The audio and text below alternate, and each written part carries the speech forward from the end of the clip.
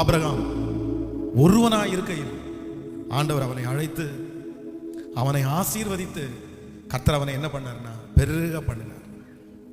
ஆமென். ஈசாக்க எல்லாரும் வெறுத்து ஒதுக்கி இவன் வாழக்கூடாது அப்படின்னு நினைச்சாங்க.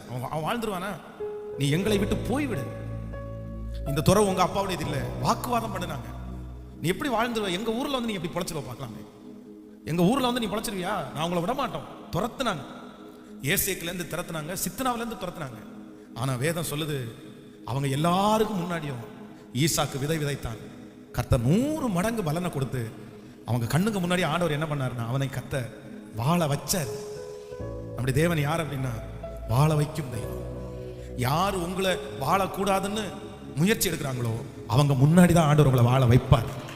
உங்க பிள்ளைகளை அவர்களுக்கு முன்பாக தான் கர்த்தர் வாழ வைப்பார். ஈசாக்கை பெருக பண்ணினது போல இந்த சத்தத்தை கேட்டுக்கொண்டிருக்கிற உங்களுடைய வாழ்க்கையிலே கர்த்தர் ஒரு அற்புதத்தை செய்து கர்த்தர் வாழ வைப்பார்.